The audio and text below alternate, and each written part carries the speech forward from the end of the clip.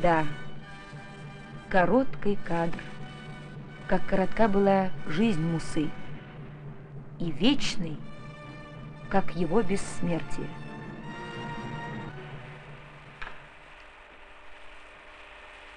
Сейчас вы увидите кинокадр живого Муса Джалиля, который мы снимали в 1940 году на одном из собраний писателей Татарии.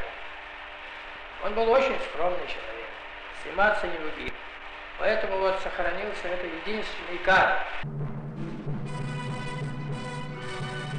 Да, короткий кадр, как коротка была жизнь Мусы, и вечный, как его бессмертие.